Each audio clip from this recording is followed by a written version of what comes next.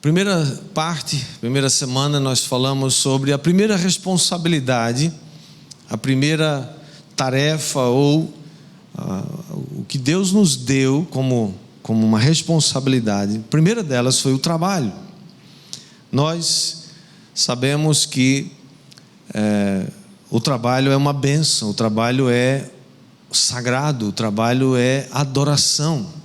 As pessoas que acham que trabalho é um problema e trabalho é uma consequência do pecado não conhecem a Bíblia, não conhecem as Escrituras Sagradas, porque o trabalho foi dado antes do pecado. Portanto, Adão, quando recebeu o Éden, recebeu também juntamente com isso trabalho.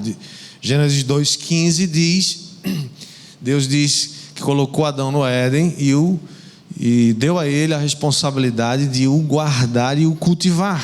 Isso dá trabalho. Portanto, primeira responsabilidade, primeiro princípio do reino de Deus é trabalho. Se você fica trabalhando hoje, esperando somente no dia em que você vai se aposentar, você é um infeliz, porque você não está entendendo que o seu trabalho precisa ser adoração.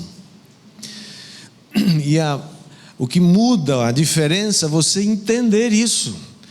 Mas pastor, você não conhece meu trabalho, eu ganho uma merreca, eu ganho uma mixaria, e eu faço um trabalho horroroso, e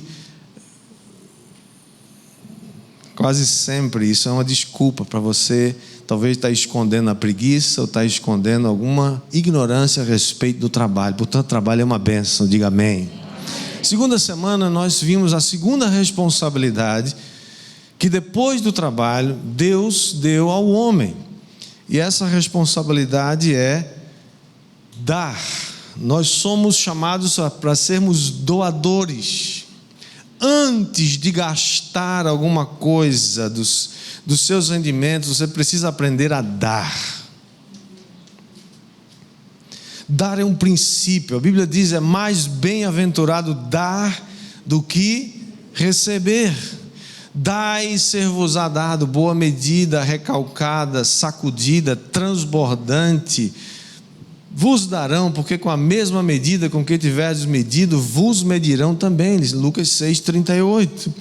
Dar é uma bênção. Dar como? Nós vimos isso muito detalhado, através dos dízimos, são as nossas primícias. Os dízimos são do Senhor e o destino deles é a casa do tesouro. Nós também damos através das ofertas que são destinadas ao reino de Deus, e elas são uma expressão do seu amor e da sua paixão por Jesus e pela sua obra. Mas nós também podemos dar através de atos de generosidade. São as esmolas, são aquelas expressões de amor para pessoas pobres e necessitadas. São atos de bondade, são atos de repartir o que você tem, o seu tempo, a sua atenção, os seus recursos. Tudo isso está compreendido dentro dessa responsabilidade de dar. Aqueles que são generosos vão experimentar também a generosidade de Deus. Diga amém. Amém. Hoje nós vamos ver o terceiro princípio dessa série, que é o princípio de poupar. Princípios do reino de Deus. Terceiro princípio, poupar. O que é poupar? Poupar é você guardar alguma coisa, você salvar alguma coisa. É aquilo que você decide voluntariamente limitar seus gastos e separar uma parte com um propósito. A pergunta que a gente faz quando fala de poupar é: a Bíblia fala sobre isso? Será que a Bíblia tem alguma coisa a dizer sobre poupar? Será que isso é um assunto espiritual? Será que é um assunto que não tem muito a ver com a Bíblia Sagrada? Outras pessoas podem perguntar assim: mas se Deus é o nosso provedor, poupar, se preparar para um futuro, não seria uma demonstração de falta de fé? Interessante essas perguntas, sim ou não? Alguns ainda mencionam o fato de que Jesus um dia advertiu seus discípulos a respeito da ansiedade. Ele disse: não andeis ansiosos de coisa alguma, nem pelo que vocês hão de vestir, nem de comer, nem de beber, porque o Pai Celestial sabe de tudo, e Ele é aquele que quer suprir cada uma das nossas necessidades. Ele disse que vai suprir cada uma das nossas necessidades, amém? Você recebe aí, em nome de Jesus, provisão. Bom, então, se Deus é provedor e tem interesse em nos abençoar, por que eu vou me preocupar com isso? Será que não é uma contradição, um contrassenso? Nós vamos ver o que a Bíblia Sagrada diz, é ela que tem autoridade. Você crê na autoridade da Bíblia? Então nós vamos estudar o que ela diz sobre isso. É a nossa regra, a nossa única regra de fé e prática sobre qualquer assunto, inclusive esse. Antes da gente continuar, vamos fazer uma oração? Esse é um assunto muito espiritual e o diabo vai fazer de tudo para roubar de você essa palavra, e eu não quero que isso aconteça, em nome de Jesus. Então, não se distraia, não se disperse, porque tem tesouros que Deus quer entregar para você hoje. Pai, nós te pedimos que o Senhor cele esse lugar, mais uma vez com a tua presença, Pai. Sela as entradas, as saídas espirituais. Senhor, repreende toda distração, todo roubo da palavra. Nós nos opomos agora toda ação maligna, repreende toda frieza, toda energia negativa espiritual do inferno, seja queimado agora, Pai, trazendo nesse lugar um entendimento, que a Tua palavra seja derramada como um orvalho sobre nós, para a Tua glória, em nome de Jesus, amém. Você crê em milagres? Amém. Você crê em milagres? Levanta a mão assim, eu creio, eu também creio. O problema dos milagres, irmãos, é que eles precisam e acontecem, claro, nossa vida é um milagre. O problema é quando a gente precisa viver dependendo sempre de um milagre. Pessoas que se habituaram com isso, e aí não é mais uma necessidade de um milagre, muitas vezes é a necessidade de tomar algumas providências, ter um conhecimento sobre como os princípios do reino de Deus funcionam. A Bíblia diz lá em Oséias: o meu povo está sendo destruído porque lhe falta o conhecimento. Nós podemos ser destruídos se não conhecemos os princípios da palavra de Deus. No livro de Provérbios, capítulo 21, verso 20, na versão da Bíblia Viva, diz assim: o homem de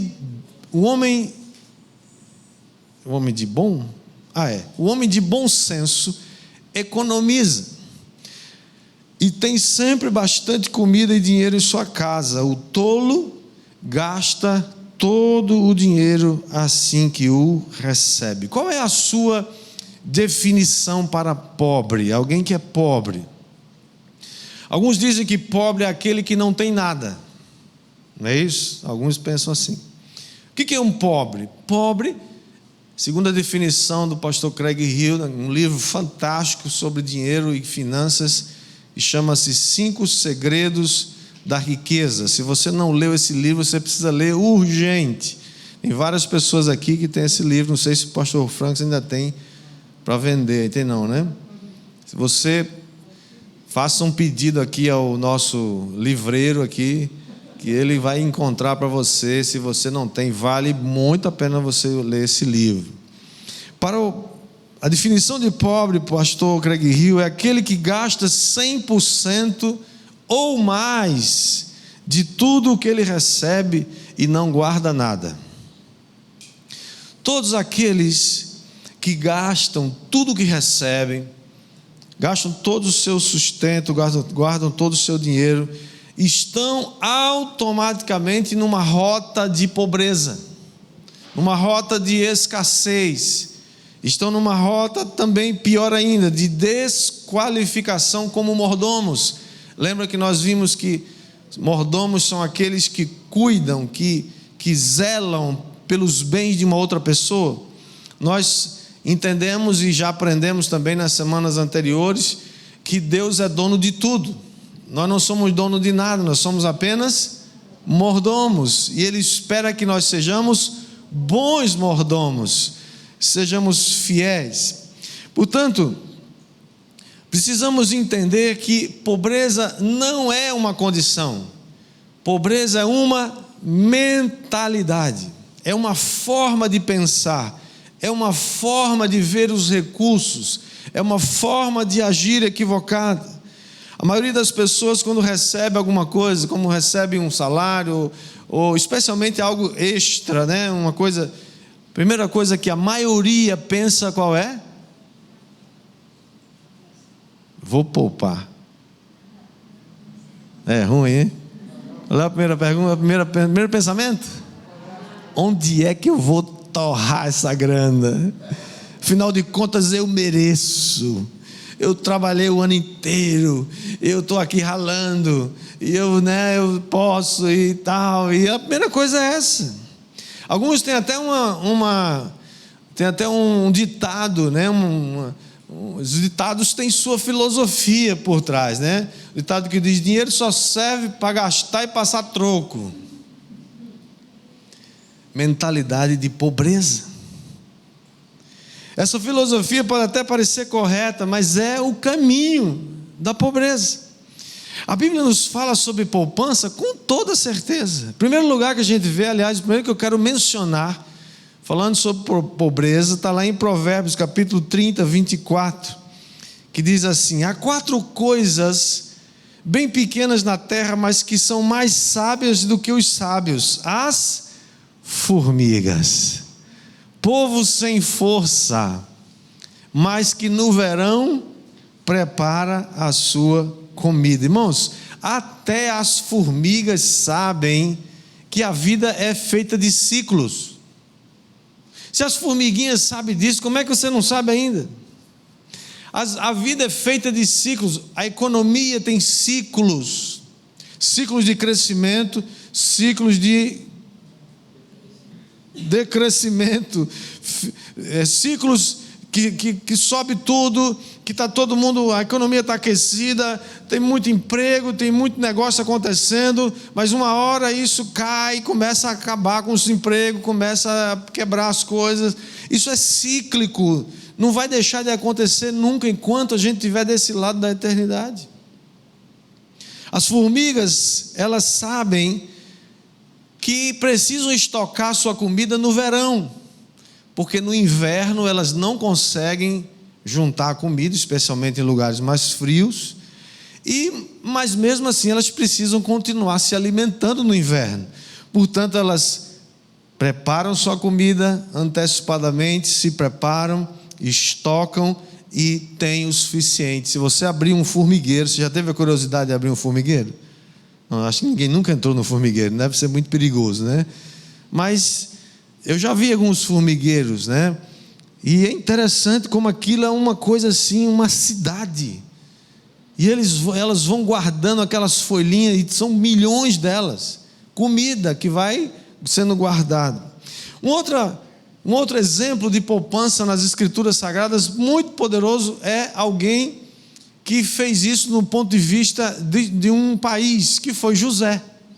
José do Egito faz o quê? Ele implanta o primeiro modelo de poupança, quando ele economizou durante 7 anos de bonança e de fartura, 20%, 1/5.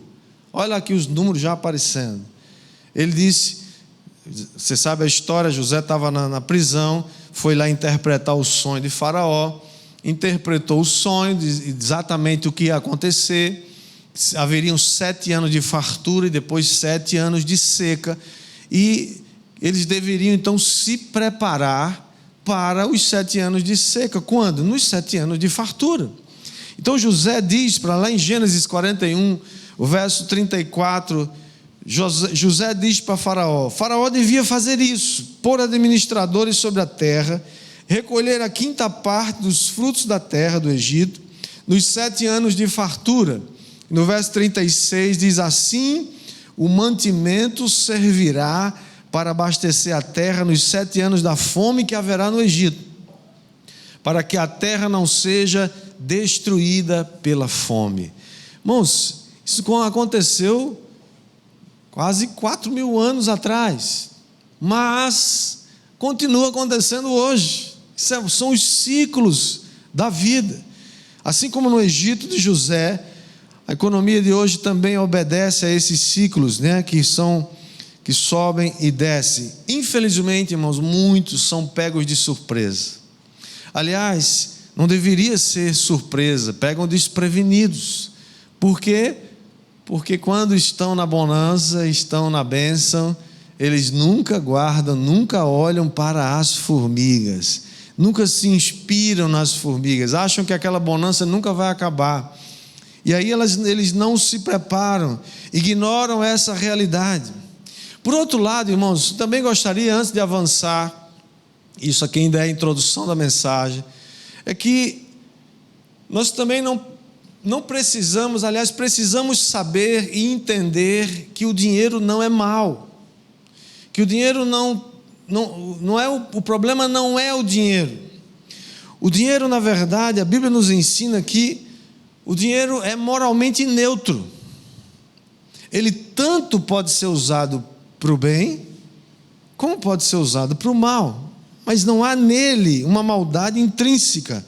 A Bíblia condena não o dinheiro, mas condena o mau uso desse dinheiro. Isso está lá em 1 Timóteo, capítulo 6, verso 10, que diz: porque o amor ao dinheiro é a raiz de todos os males, e alguns nessa cobiça se desviaram da fé e atormentaram a si mesmos com muitas dores.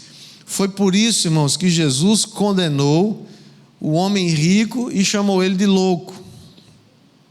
Jesus não disse que ele era louco por causa do dinheiro, louco por causa da atitude dele. Essa parábola Jesus proferiu para os seus discípulos, está lá em Lucas 12, verso 16 em diante, que diz: e Jesus lhes contou ainda uma parábola, dizendo: o campo de um homem rico produziu com abundância. Então ele começou a pensar: que farei, pois não tenho onde armazenar a minha colheita? Até que disse: já sei, destruirei os meus celeiros, construirei outros maiores, e aí armazenarei todo o produto, o meu produto, e todos os meus bens. Então direi à minha alma: você tem em depósito muitos bens para muitos anos, descanse, coma, beba, aproveite a vida. Mas Deus lhe disse: louco, essa noite lhe pedirão a sua alma, e o que você tem preparado, para quem será? Assim é o que ajunta tesouros para si mesmo, mas não é rico para com Deus. Porque onde estiver o tesouro de vocês, aí estará também o seu coração. Irmãos, aquele homem era muito trabalhador, admirável.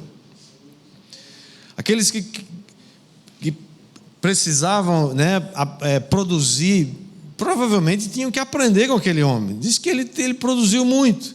O problema é que ele era avarento.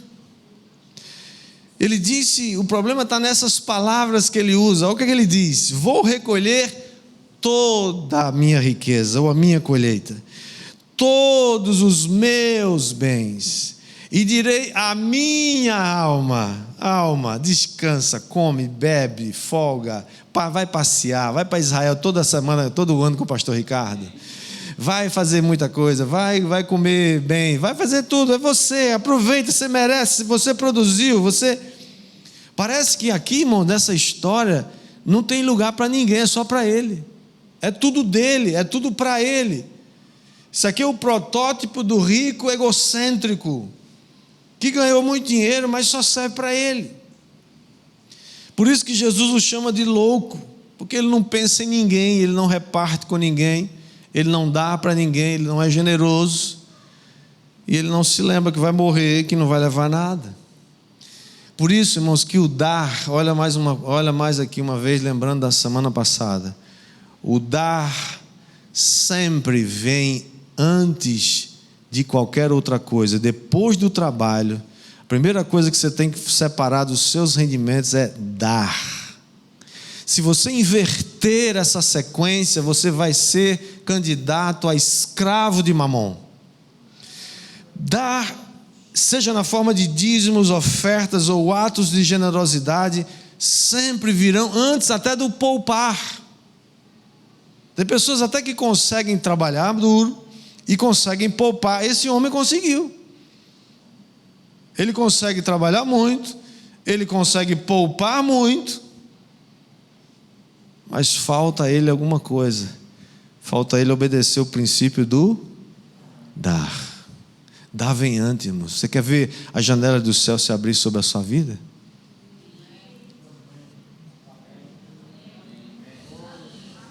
Você quer viver escravo de Mamon, escravo de dívidas?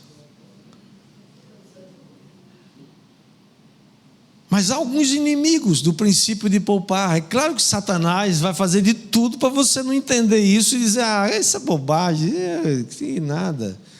Eu não sei nem se eu estou vivo amanhã, como é que eu vou poupar para o futuro? Mentalidade de pobreza. O primeiro inimigo do princípio de poupar é o imediatismo. O imediatismo é aquilo que você diz assim: por que eu vou esperar? Se eu posso comprar agora, só pago depois.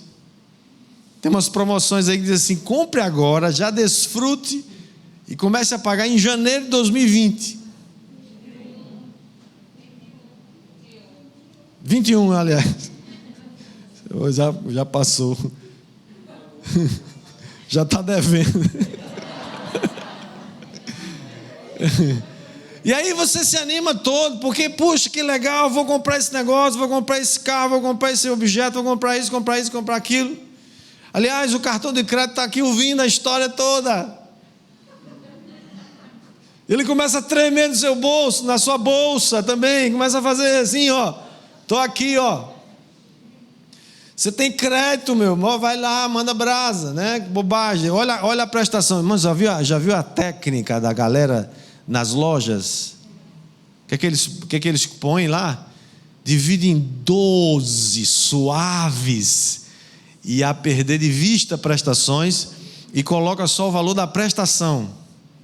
O negócio custa lá R$1.000, ele coloca assim, 12 de, sei lá, 150. Aí você olha assim, poxa, 150 eu posso pagar, mas eu quero, legal. Ele faz a conta da prestação e não faz a conta de quanto ele vai ter que pagar. Aliás, muitas pessoas estão caindo, irmão, nessa armadilha do crédito fácil. E os bancos adoram isso, porque eles vão receber muitos juros de inadimplentes. Quem vive pendurado em cartão de crédito é escravo de um banco, e se Deus não tiver misericórdia de você, eis que te digo, varão, grande é o tempo que tu vais pagar por isso. Diga misericórdia. Você quer ser liberto disso? Eu quero profetizar sobre a sua vida que você vai ser liberto disso, em nome de Jesus. Segundo inimigo do princípio de poupar é o consumismo. Irmãos, consumir é uma forma de poder. Aliás, existe até um conceito, né, nas avaliações aí de crédito e da economia, que é o princípio da capacidade de consumir. Pessoas que têm alta capacidade de consumo, pessoas que têm média, baixa, assim por diante. Portanto, consumir se reveste de um conceito de poder. Pessoas que consomem, podem consumir. Aliás, tem pessoas que estão usando essas coisas como uma muleta. Pessoas com problema de identidade.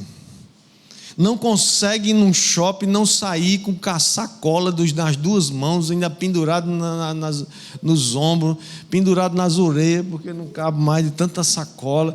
Tem pessoas que acham que é uma coisa muito feia, horrorosa, ir num shopping e não sair com uma bolsa, com uma sacola. Elas têm que comprar alguma coisa.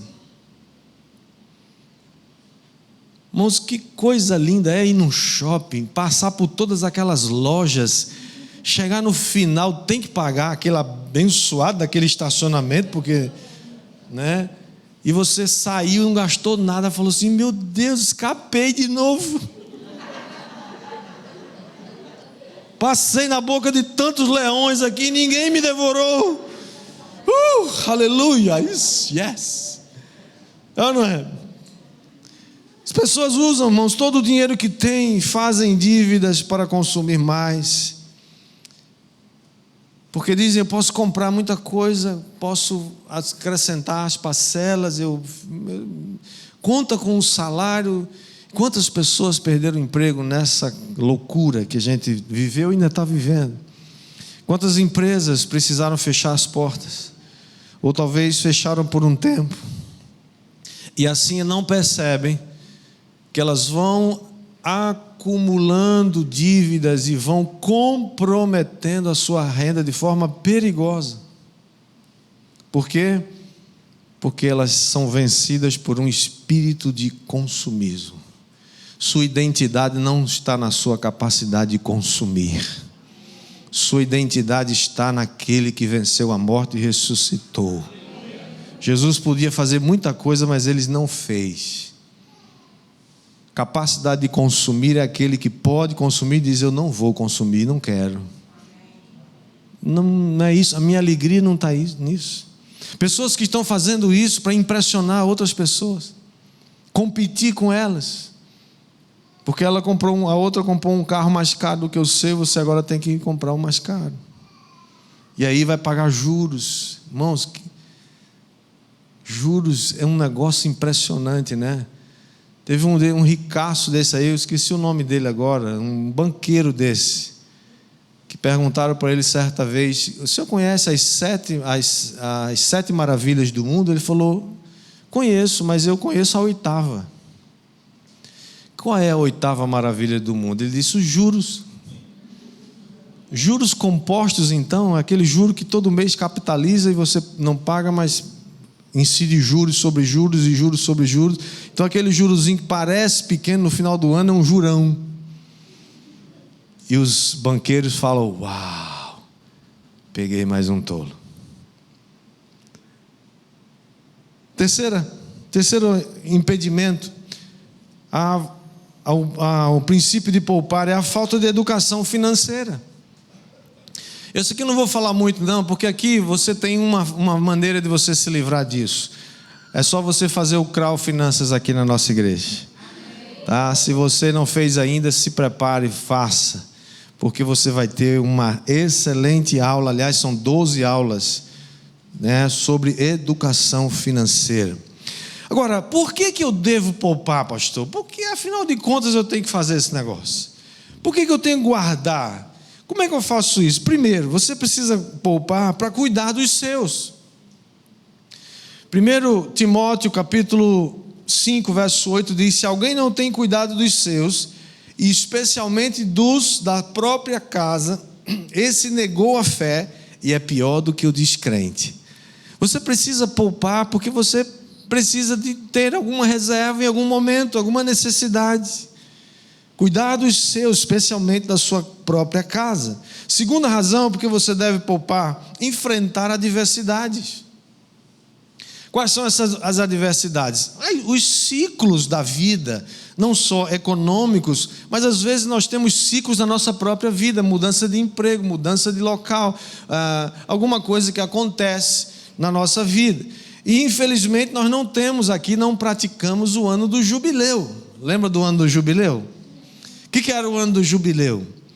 O ano do jubileu era que a cada 50 anos, no Antigo Testamento e na cultura hebraica colocada por Deus na lei de Moisés, a cada 50 anos, 3 coisas aconteciam. A primeira era que todas as dívidas eram canceladas. Já pensou que bênção? Uhul, aleluia, cadê o jubileu, Jesus? Manda o jubileu. Todas as dívidas eram canceladas. Segunda coisa que acontecia: todos os escravos eram libertos. Todos. E a terceira coisa é que todas as propriedades voltavam para o seu dono original. E aí zerava tudo. Começava tudo de novo, mas zerava tudo.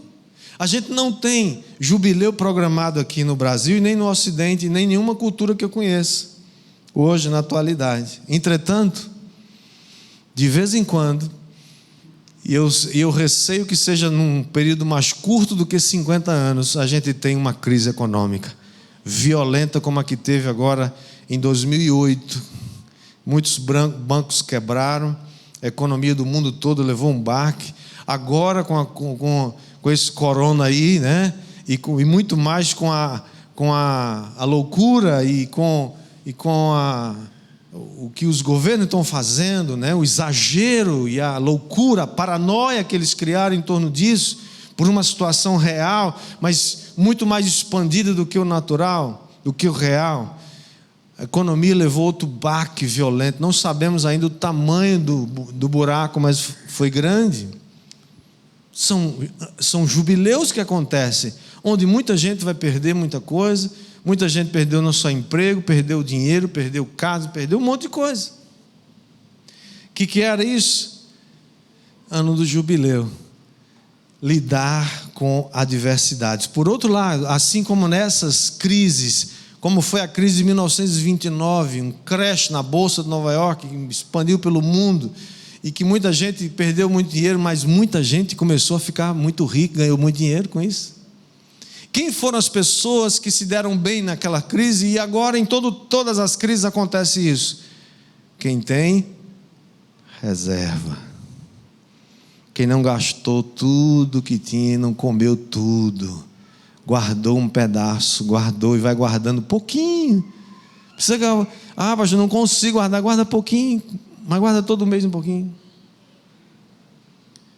Que isso vai acontecer no final de um tempo, né? Por que devo poupar? Terceiro lugar, para um propósito específico.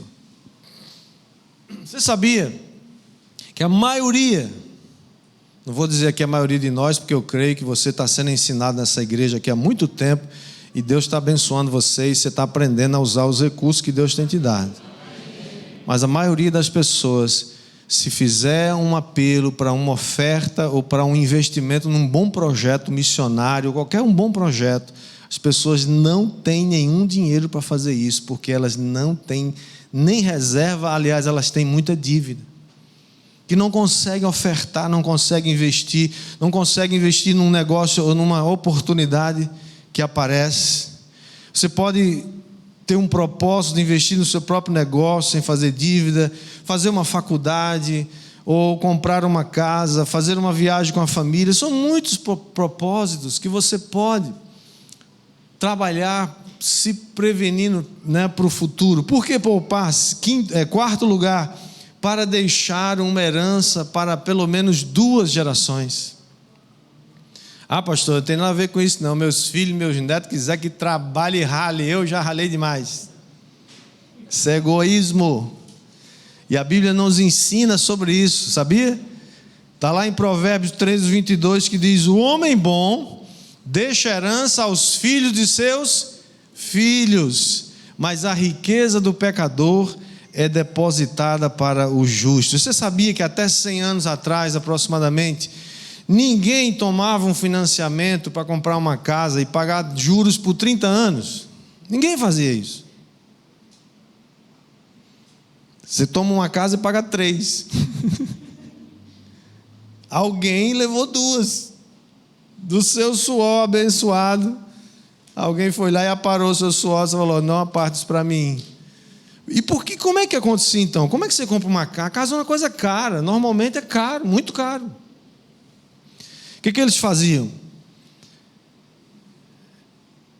A família se encarregava de poupar para abençoar os filhos e os netos, de modo que eles também fossem ensinados a receberam, agora preparem para abençoar seus filhos e seus netos. E aí uma geração abençoa a próxima geração, e eles não ficam devendo uma casa por 30 anos. E tem gente que consegue o financiamento e celebra.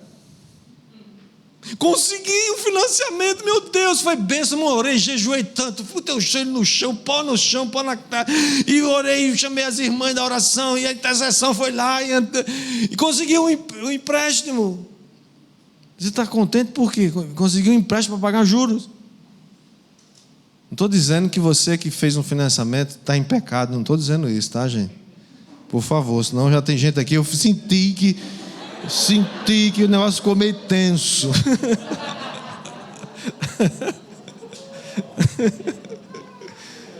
Teve gente que já ia saindo lá para vender a casa. Não precisa fazer isso, não é pecado fazer financiamento. Ah, pastor, finalmente. Já estava me sentindo o próprio culpado. Não é pecado fazer um financiamento, meus irmãos. Mas eu estou tentando fazer você entender uma coisa. Nós já fomos longe demais nessa loucura de sermos escravos de bancos, de juros. A gente não precisa. O problema é o imediatismo. Eu quero agora, quero ser. Que a gente quer tudo instantâneo, botar no micro-ondas e sair uma casa. Não funciona dessa maneira. Essa passagem de Provérbios, irmão, nos ensina que um homem bom deve fazer uma poupança, sim. Guarda para abençoar seus filhos, seus netos, dessa família. Essas famílias, na verdade, se tornavam efetivamente o banco para seus futuros, para suas futuras gerações. O problema é que nós estamos ocupados demais, tentando sobreviver, pagar a conta mais do que a gente devia ter, e administrando dívidas mais do que a gente deveria ter. E aí a gente não tem nem para a gente, quanto mais para os nossos filhos e para os nossos netos. E vivemos aquilo que a Bíblia diz: quem toma emprestado é servo de quem empresta. Por que poupar? Quinta e última, para você aprender a controlar o dinheiro e não ser controlado por ele. Jesus nos advertiu quanto a isso. Mateus 6,24, ele diz: ninguém pode servir a dois senhores, porque ou irá odiar um e amar o outro, ou irá se dedicar a um e desprezar o outro. Vocês não podem servir a Deus e às riquezas. Irmãos, as riquezas são fortíssimas competidoras com Deus. Se você não vigiar, você vai servir a Mamon. Se você não vigiar, você vai servir as riquezas. Quero terminar só lembrando que você não poupa para ficar rico. Duas coisas que eu quero terminar falando sobre isso. Primeira é, 1 Timóteo 6,9 diz que não somente alguns, mas todos os que querem ficar ricos caem em ciladas. Todos, sem exceção. Então, você já sabe que se quer ficar rico, sai fora disso, porque é perigoso. 1 Timóteo, aliás, aqueles que querem ficar ricos, e aqui 1 Timóteo 6,9 diz que eles caem em muitas concupiscências, eles se tornam egocêntricos, motivados por orgulho e por uma compulsão gananciosa. O desejo de ficar rico nos leva a amar mais o dinheiro e a rejeitar a Deus. Versículo 10, ainda em 1 Timóteo 6, diz que alguns nessa cobiça, se desviaram da fé e assim mesmo se atormentaram com muitas dores. Você já viu gente rica atormentada? Foi isso que aconteceu com ele. Fez de tudo, correu, prosperou, cara trabalhador, um cara fera, e chegou no topo e ganhou muito, e quando olhou para trás, não tinha mais família, não tem mais esposa, não tem filhos mais, não tem ninguém, só tem dores. Se empanturraram de dores. Por quê? Verso 10 diz: porque o amor ao dinheiro é a raiz de todos os males. Todos. E alguns nessa cobiça se desviaram da fé e a si mesmos se atormentaram com muitas dores. O desejo de ficar rico anda de mãos dadas com a avareza, que a Bíblia chama de idolatria. Colossenses 3,5. No entanto, não há nada de errado em ser rico. Diga aleluia! Uhul! Yes! Não há nada de errado nisso. Deus quer te confiar muitas riquezas. Seja corajoso, levanta a mão e diga: eu vou estar pronto para receber. Não serei vencido pela riqueza. Não servirei a mamon. Vou servir ao Senhor. Serei um bom mordomo, fiel. Vou ser generoso. Vou abençoar muita gente. Vou ser uma bênção para o reino de Deus. Mas meu coração pertence ao Senhor. E a Bíblia nos dá, a Bíblia é perfeita, poderosa demais. Ela diz: como é que você deve ser? Rico, você que vai ser rico. Não, pastor, eu não quero ser rico não. Pô, eu quero a sua riqueza, pode me dar. O que a Bíblia fala sobre os ricos? 3 instruções para eles. Primeiro, não sejam orgulhosos. 1 Timóteo 6,17, exorte os ricos desse mundo a que não sejam orgulhosos. Segunda instrução, não confie na instabilidade da riqueza. Os ricos têm uma tendência a confiar no seu dinheiro, no seu poder, porque dinheiro é poder. Dinheiro compra pessoas, compra coisas. Verso 17 diz ainda, né? Nem depositem a sua esperança na instabilidade da riqueza, mas em Deus, que tudo nos proporciona ricamente para o nosso prazer. Receba aí o nome de Jesus. E a terceira instrução para os ricos: sejam generosos. Olha a chave aqui do dar. Irmãos, eu receio que... eu admiro muito os americanos, muito. É um povo que eu admiro, são os americanos. Eles têm os defeitos deles, têm os problemas deles. Infelizmente é uma nação que está dando as costas para Deus já há algum tempo. Mas eu admiro a generosidade daquele povo. Eu não sei se eles são generosos porque são ricos, são prósperos, aliás, ou eles são prósperos porque são generosos. Eu acho que uma coisa alimenta a outra. Você não tem ideia do poder da generosidade. Como Deus vê isso. Então, 1 Timóteo 6,18, o Senhor fala que eles façam o bem, sejam ricos em boas obras, generosos em dar, prontos a repartir, ajuntando para si mesmos um tesouro que é sólido fundamento para o futuro, a fim de tomarem posse da vida eterna, ou da verdadeira vida. Portanto, irmãos, não tenha medo de lidar com dinheiro. Tenha medo e tenha receio de você fazer aquilo que Deus não se agrada. E nem ser vencido pelo dinheiro. Não ter amor ao dinheiro. A Bíblia dá todas as dicas. Está aqui, irmão. Está aqui tudo. Princípios para você. Se você obedecer os princípios, você não vai errar. Porque Deus quer e deseja assim. Que Deus, quando quer abençoar uma igreja, uma cidade, Ele abençoa você. Ele abençoa as pessoas. Mas Deus não vai botar dinheiro nem recurso na mão de alguém que é avarento, que vai desperdiçar os seus recursos. Ele não vai fazer isso. Ele vai colocar na mão de quem é mordomo fiel. Nós estamos aqui orando, declarando e treinando mordomos fiéis. Que Deus vai botar muito dinheiro na sua mão, muitos recursos na sua mão, e você já sabe, quando ele chegar, você não vai sair para o shopping correndo para gastar e comprar aquela bolsa de 15 mil reais, pelo amor de Deus.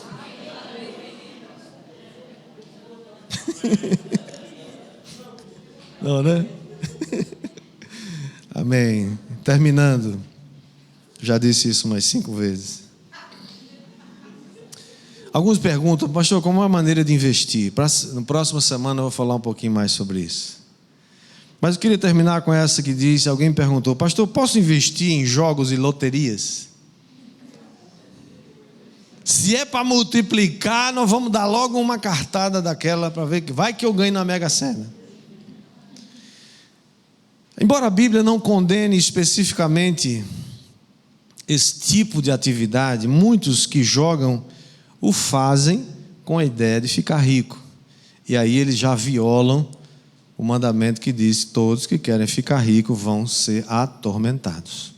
Então você já começa violando um princípio. Segunda coisa, todo tipo de jogo de aposta envolvendo dinheiro deve sim ser evitado mesmo. Por quê? Porque a motivação, irmãos, é ganhar dinheiro sem trabalhar duro. E isso viola outro princípio, o primeiro que nós falamos aqui 2 semanas atrás. Trabalhe a forma, a maneira pela qual Deus faz provisão e traz abundância na sua vida. Portanto, quando você faz uma fezinha numa mega sena daquela, ainda teve um sem vergonha um dia que chegou para mim e falou assim: pastor, o senhor que é um homem de oração, o senhor podia marcar uma cartela dessa para mim aqui?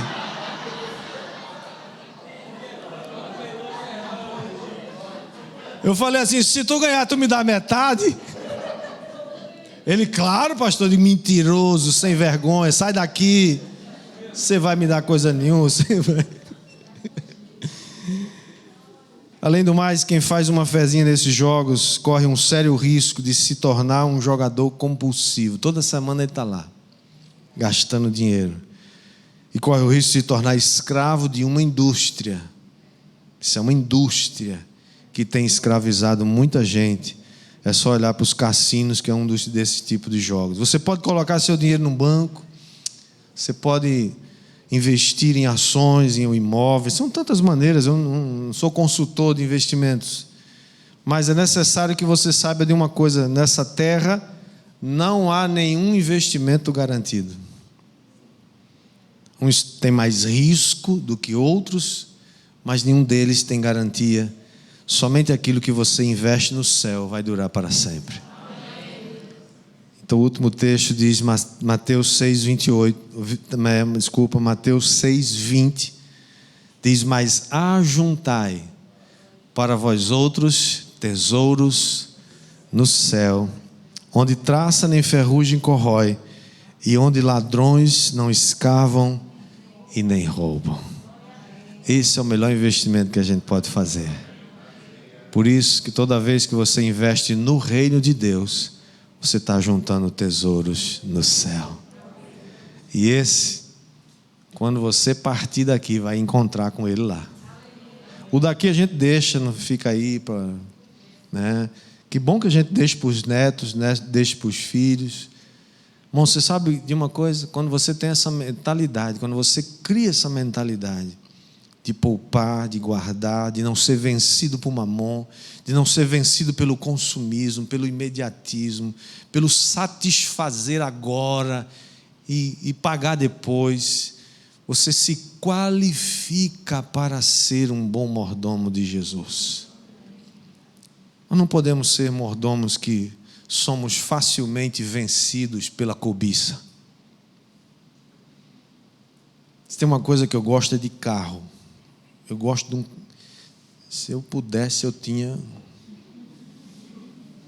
eu botava para quebrar. É verdade. Um dia eu falei assim, aí alguém falou assim depois: pastor, o senhor deu uma dica, foi? Para quem quisesse, de repente, fazer uma oferta, assim, Eu falei: você entenda como Deus falou contigo, irmão. Eu não falei nada, eu só... Se Deus falou contigo, obedece rápido, que é melhor obedecer. É brincadeira, irmão, brincadeira. Mas sabe, irmãos, eu creio que a gente não precisa. Não é o carro que eu dirijo, que você dirige, que vai dizer quem você é. Não é a casa que você mora, não é a viagem que você faz, ou sei lá, outros ícones aí, né? Quem define sua identidade é Jesus. E a nossa maior felicidade não está no fato de que a gente possa consumir, mas no fato de que os nossos nomes estão escritos no livro da vida.